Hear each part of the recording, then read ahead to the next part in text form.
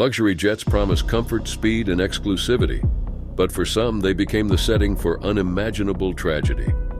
From sudden disappearances to chilling crashes, these 5 disturbing deaths on board private aircraft reveal that even the skies aren't safe when disaster strikes. Here are the most haunting cases of luxury turned fatal.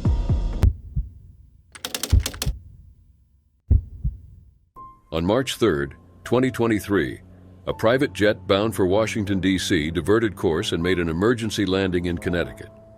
Out of the 5 individuals on board, only 4 would survive the turbulent flight.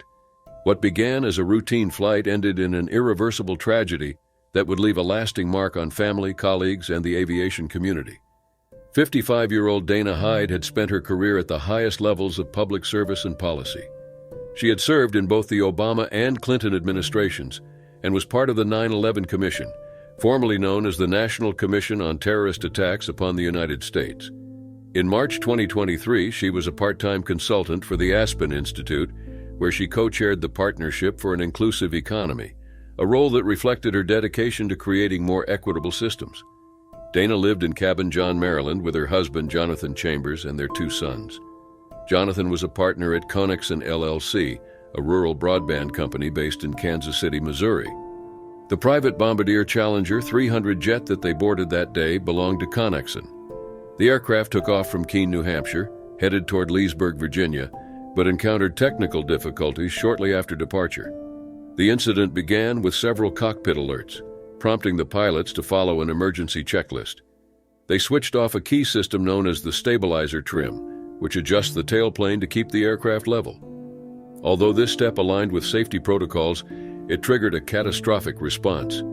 The plane's nose pitched upward violently, subjecting the passengers to forces around 4 times the normal pull of gravity. Seconds later, the aircraft dove and then climbed again in a pattern of uncontrolled motion that left those inside helpless. Amid this terrifying instability, Dana suffered fatal blunt force injuries. She was the only person harmed. Her husband, son, and the 2 pilots were physically unscathed. The aircraft, unable to maintain steady flight, was redirected to Bradley International Airport in Connecticut. The emergency landing was completed within about 17 minutes of takeoff. Emergency responders met the jet, and Dana was immediately transported by ambulance to St. Francis Medical Center in Hartford. Despite efforts to save her, she was pronounced dead that evening. Dana died of major blunt injuries to her neck, head, body, and extremities. Initial confusion surrounded the cause of the incident, with early reports suggesting turbulence. However, the National Transportation Safety Board quickly clarified that turbulence had not played a role. Instead, the tragedy stemmed from mechanical and procedural failures linked to the aircraft's trim system. In its preliminary findings, the NTSB detailed a troubling series of oversights. Before takeoff, one of the jet's 2 airspeed indicators had failed during an aborted takeoff, likely due to a probe cover not being removed. Although the pilots attempted to resolve the issue, they decided to proceed with the flight despite an advisory message remaining active. Once airborne, additional caution messages appeared. The pilot in command opted to continue climbing and enabled the autopilot while attempting to troubleshoot the warnings, a decision that increased the severity of what was to follow. When the autopilot was disengaged, the jet pitched sharply upward, resulting in the violent sequence that led to Dana's death. The flight crew consisted of 2 experienced pilots with thousands of hours of flying time between them, though both had only recently earned their certification to fly the Challenger 300. The Federal Aviation Administration had previously issued safety directives concerning this model's stabilizer trim system, following reports of similar control problems.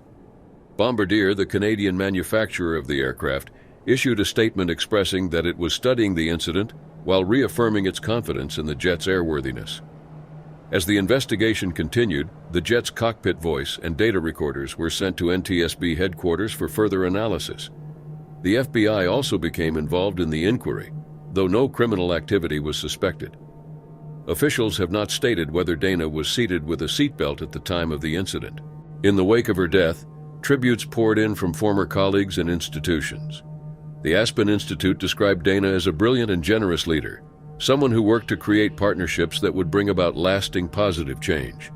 Her legacy, shaped by decades of public service and policy work, now also carries the weight of a cautionary tale, one that underscores the critical importance of procedural adherence aircraft design integrity, and the unforgiving consequences of airborne error. On a quiet Sunday afternoon in June 2023, a private jet sliced silently through the skies above Virginia, veering dramatically off course. On board were 4 people: Adina Azarian, a prominent New York real estate agent, her 2-year-old daughter Aria, their nanny Evadne Smith, and the pilot Jeff Hefner. And none of them could stop the bizarre and horrifying trajectory of the flight, which would stun aviation experts and leave a trail of heartbreak across several families. At 49, Adina was widely known in the real estate community for her professionalism, passion, and persistence. She had spent over 2 decades building her career in Manhattan before expanding her business to the Hamptons, where she worked with Keller Williams. Her listings often spanned the $1 million to $3 million range, reflecting both her success and the trust clients placed in her. But her personal story carried a quiet poignancy. Adopted at 40 by John and Barbara Rumpel after a chance encounter, Adina had found something she longed for: stability and unconditional love. The Rumpels, who had lost their own teenage daughter in a tragic scuba diving accident in 1994, embraced Adina as their own, finding solace in her fire and determination. For Adina, it was the family she had yearned for after a turbulent childhood. Adina was also a mother. Aria, her daughter, had been described as a miracle, born after years of fertility struggles and miscarriages. The two shared a close bond, strengthened by the presence of their devoted nanny, Evadne Smith, who lived with them and played a key role in Aria's upbringing. The weekend trip to North Carolina was meant to be a simple family visit to the Rumpels, a short escape before returning to their home in East Hampton. On June 4, 2023, their jet, a Cessna 560 Citation 5, departed from Elizabethton, Tennessee, en route to MacArthur Airport in Long Island. The pilot, 69-year-old Jeff Hefner, was highly experienced, with a background as a captain at Southwest Airlines and over 25,000 hours of flight experience. But approximately 15 minutes into the flight, all communication from the cockpit ceased. Air traffic control made repeated attempts to reach Jeff, but received no response. The aircraft continued flying on autopilot, climbing to 34,000 feet and maintaining that altitude as it passed over its intended destination. Then inexplicably it made a near 180-degree turn, flying directly back over Washington, D.C., and entering restricted airspace. Military officials quickly dispatched 6 F-16 fighter jets at supersonic speed, resulting in a sonic boom that rattled communities across the region. When pilots intercepted the jet, they observed the captain slumped in his seat, unresponsive. None of the passengers inside the cabin appeared to be moving. At 3:22 p.m., after hours of silent flight, the jet entered a rapid spiral descent, falling at over 30,000 feet per minute before crashing into a remote wooded area near Montebello. The impact was devastating. Emergency responders arrived on foot, only to find the aircraft had disintegrated. Nothing larger than an arm remained of the wreckage. No one survived. The National Transportation Safety Board later concluded the likely cause of the crash was incapacitation due to hypoxia, a lack of oxygen caused by a loss of cabin pressure. Investigators noted that the pilot had not brought supplemental oxygen on board, despite known issues with the plane's pressurization and environmental control systems, including a missing oxygen mask on the pilot's side. These maintenance problems had been noted in the days prior, but showed no evidence of repair.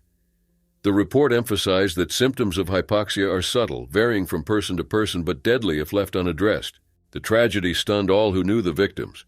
Adina's colleagues described her as vibrant and dedicated, someone whose presence elevated every room she entered. Evadne, a constant and loving presence in Aria's life, was remembered for her warmth and care. The Rumpels, who had already endured the unbearable loss of a daughter decades earlier, were once again plunged into grief. In the days following the crash, the grief stretched across families and communities, from Adina's biological relatives, who had recently begun healing old wounds, to her adoptive parents, who had found new joy in her and Aria. The crash not only marked the end of 4 lives, but also left behind aching absences and unanswerable questions. For those left behind, the memories of Adina, Aria, Evadne, and Jeff are all that remain.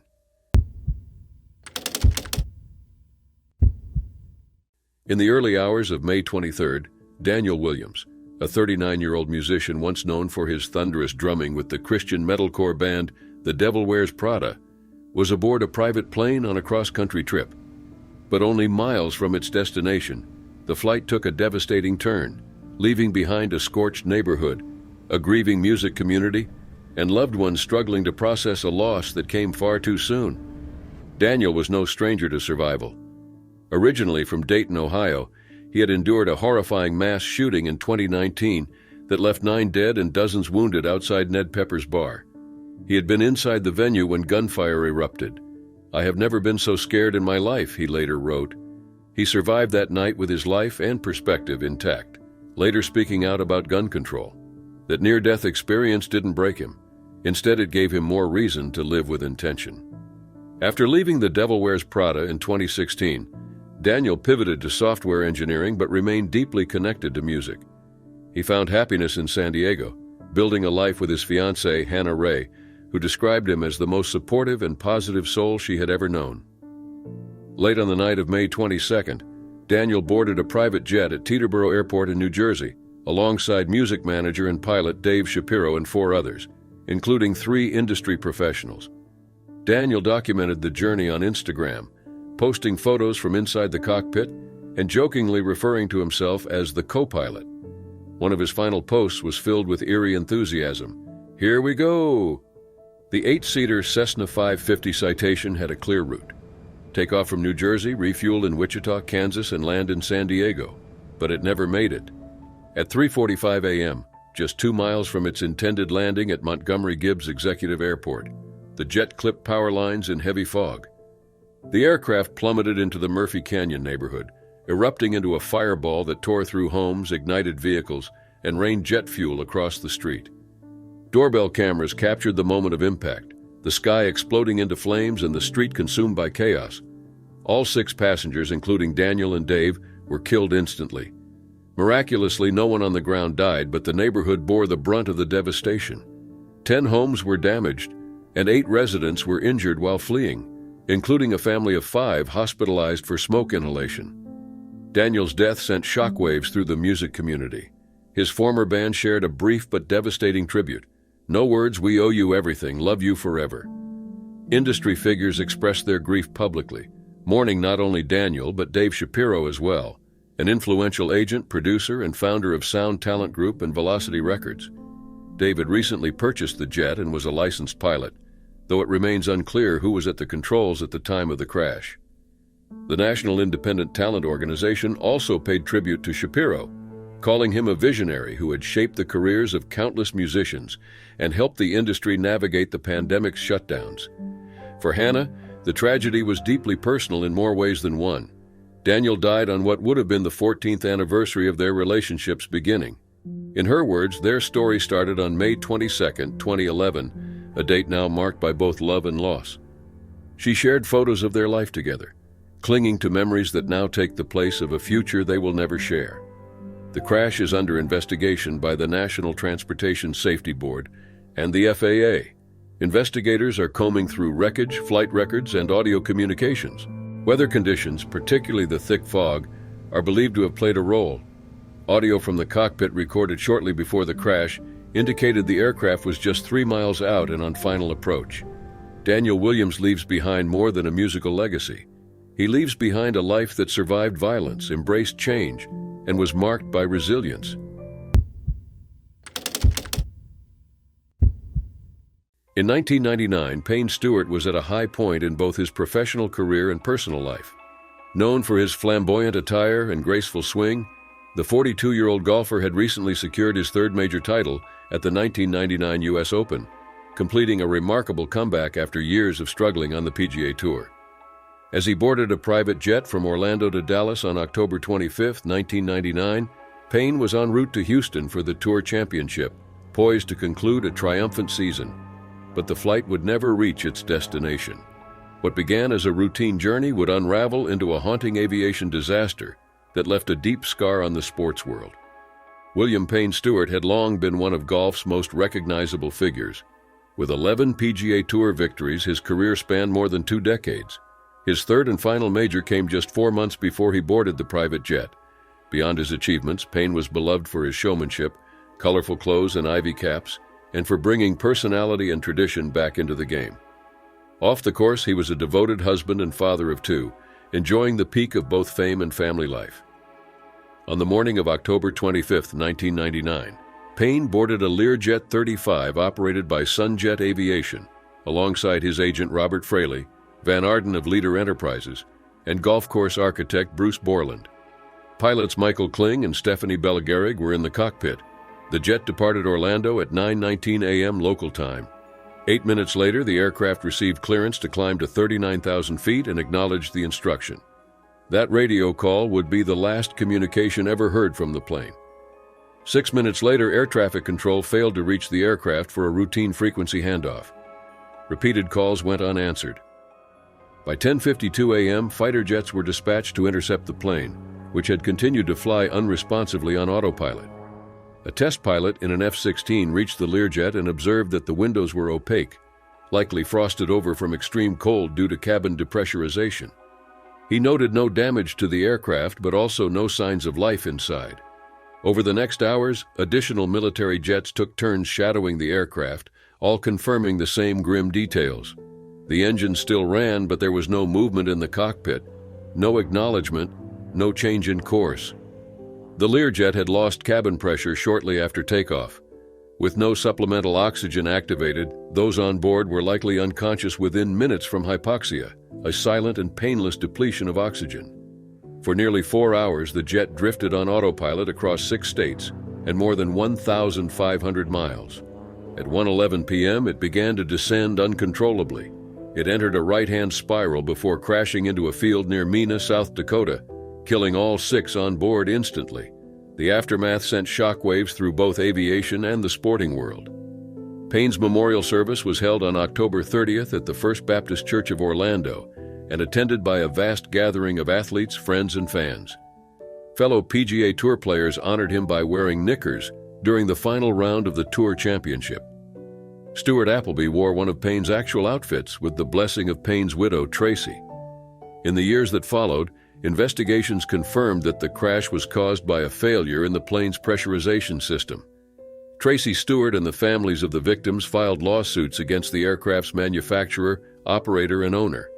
The FBI launched a criminal investigation into Sunjet Aviation, seizing records and grounding the company's fleet. Though the investigation was later dropped, Sunjet was already bankrupt. In 2005, a jury found no fault with the manufacturer, but the legacy of Payne Stewart's tragic final flight remained, a reminder of the fragility of life, even for those soaring at the top of their game.